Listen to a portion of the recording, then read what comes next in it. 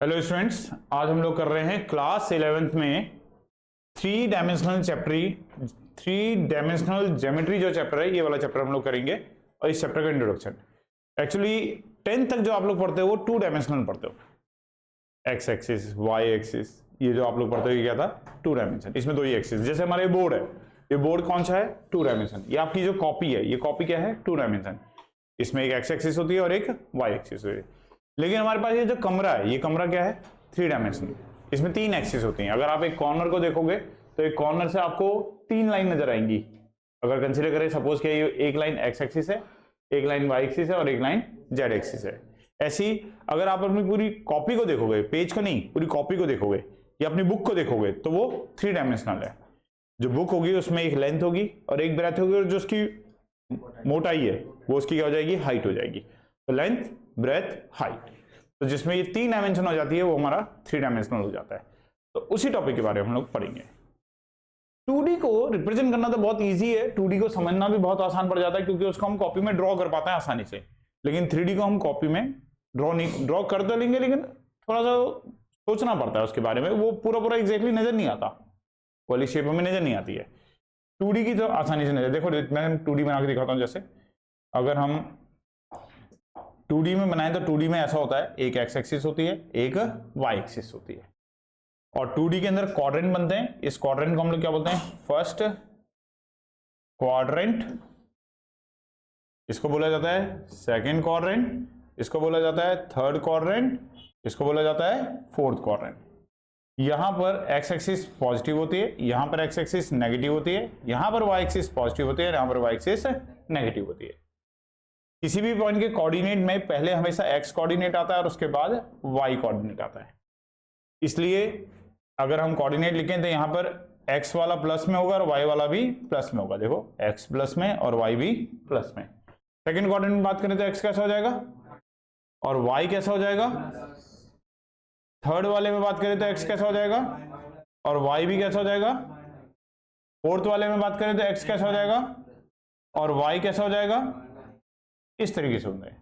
तो 2D में तो बड़ा हमें दिख जाता है, लेकिन 3D को कैसे समझें। अब 3D है तो अब ड्रॉ नहीं कर पाऊंगा मैं इसको इसमें। तो ये हम ऐसे समझते हैं कि जैसे हमारे पास एक रूम है, ये अगर हम इनकी सारी वॉल्स को एक्सटेंड कर दें, जैसे ठीक जहां पे ये बोर्ड लगा हुआ है, अगर ये वाली वॉल है, इस वॉल को आप आगे तक ले जाओ और हाइट में भी इसे ऊपर तक ले जाओ। ऐसी जो साइड वाली वॉल है, इस साइड वाली, इसको, ये हमारे एक तरीके से एक्स एक्सिस की तरह काम कर रही है।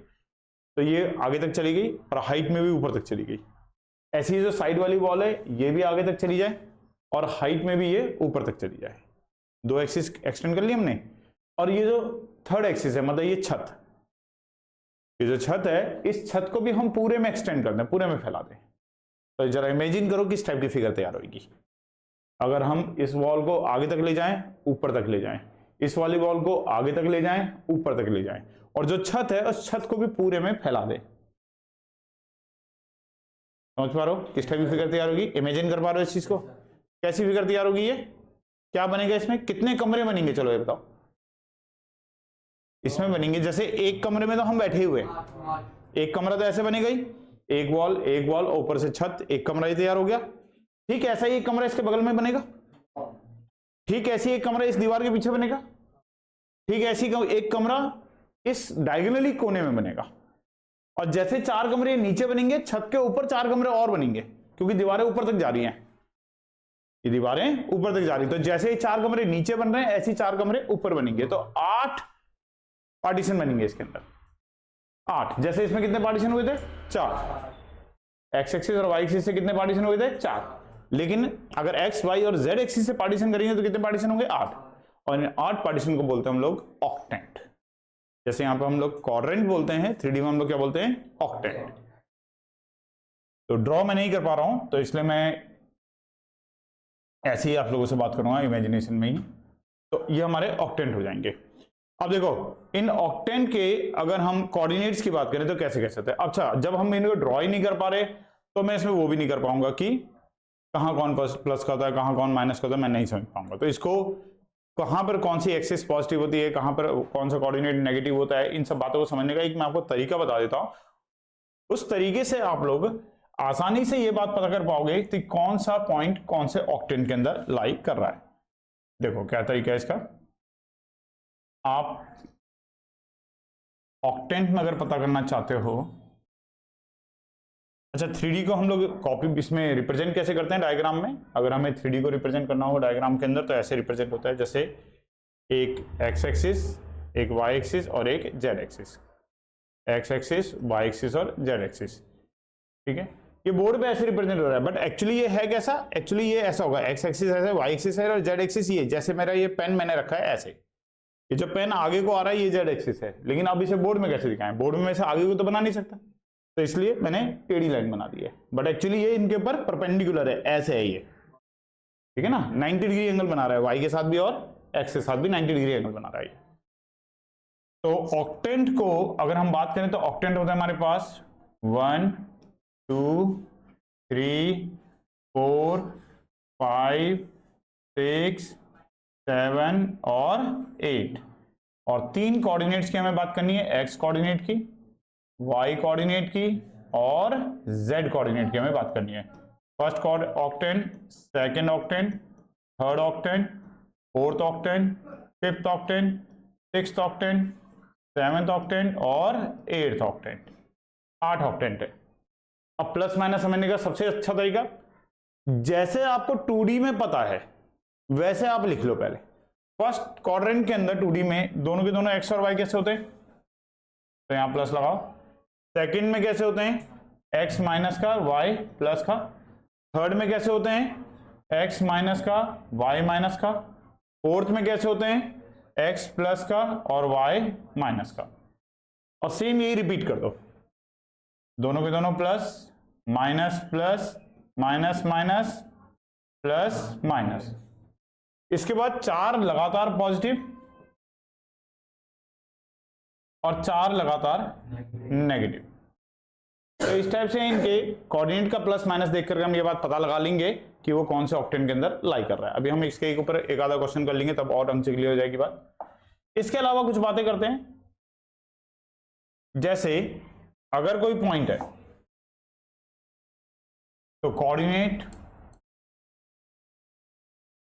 Of a point in an octant, अगर किसी ऑक्टेंट के अंदर कोई पॉइंट है, ऑक्टेंट जैसे इसी कमरे में बात करते हैं, सपोज कर लेते हैं यहां पे एक एक्स एक्सिस है, एक वाई एक्सिस है और एक जेड एक्सिस है, तो ये कमरा हमारा एक ऑक्टेंट हुआ।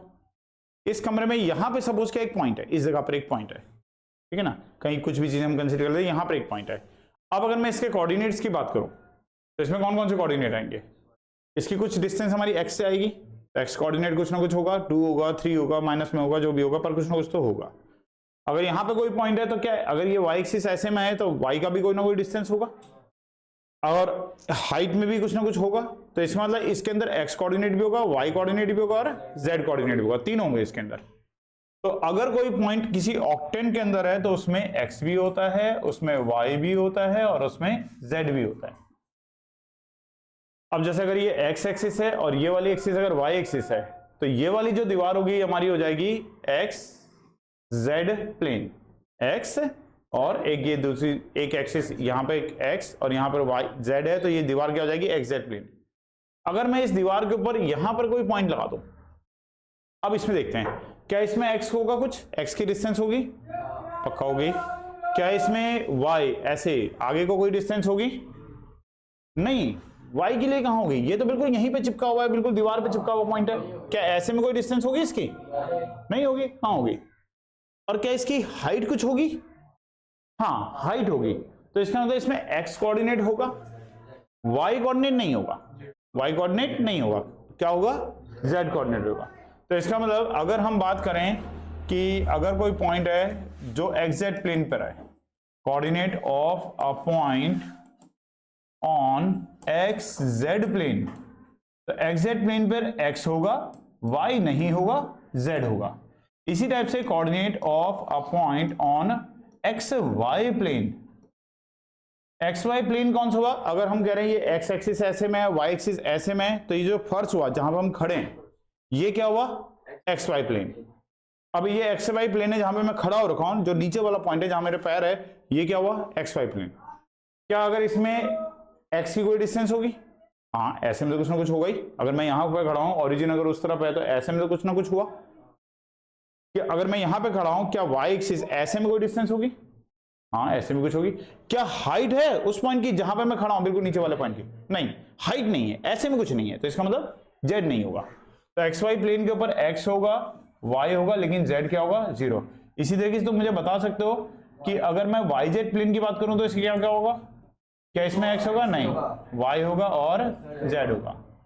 और अगर मैं बात करूं coordinate of a point on x axis के ऊपर, एक्स एक्सिस एक सीधी लाइन, जैसे सीधी लाइन है उसके ऊपर पॉइंट, उसमें केवल एक्स होगा, ना उसमें वाई होगा ना उसमें जेड होगा। बिल्कुल अगर एक्स एक्सिस के ऊपर बात करें तो एक्स एक्सिस में केवल एक्स होगा, वाई नहीं होगा, जेड भी नहीं होगा। और अगर हम बात करें वाई एक्सिस के ऊपर तो वाई एक्सिस में केवल वाई होगा और जेड नहीं होगा। अगर हम बात करें coordinate of a point on Z axis की बात करें तो उसमें एक्स होगा, एक्स नहीं होगा, वाई नहीं होगा, केवल क्या होगा, जेड होगा। और अगर हम बात करें कोऑर्डिनेट ऑफ ओरिजिन की तो ओरिजिन में कुछ भी नहीं होगा, सब कुछ क्या हो जाएगा, 0। तो देखो, अब इन कॉन्सेप्ट्स का यूज करके आप किसी भी पॉइंट की लोकेशन 3D के अंदर बता सकते हो। तो एक दो एग्जांपल मैं आपको इसके बता देता हूं, बस फिर उसके बाद आप लोग इसको कर सकते हो।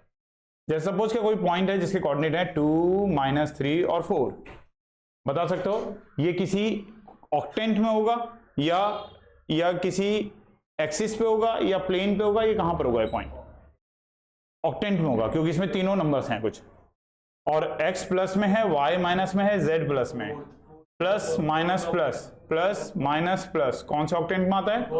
तो ये 4th ऑक्टेंट के अंदर होगा पॉइंट। अगर मैं कहता हूं कोई पॉइंट है जिसमें 3 है, 5 है, 0 है, तो ये किसी ऑक्टेंट में होगा, प्लेन पे होगा या एक्सिस पे होगा? ये प्लेन में होगा क्योंकि इसमें x है, y है, z नहीं है, तो ये कौन सा प्लेन होगा? ये एक्स वाई प्लेन होगा। अगर मैं कहता हूं कोई पॉइंट है 0 है, 4 है और 0 है, तो ये एक्सिस पे होगा क्योंकि इसमें 2 0 हैं, तो ये कौन सी एक्सिस के ऊपर होगा? वाई एक्सिस के ऊपर होगा। इस टाइप से किसी भी पॉइंट के बारे में आप बता सकते हो, किसी ऑक्टेंट में है या किसी प्लेन के ऊपर है या एक्स एक्सिस के ऊपर, और कहां पर है वो भी आप बता सकते हो। तो इसमें इस चैप्टर के अंदर बेसिक कॉन्सेप्ट इतना ही है।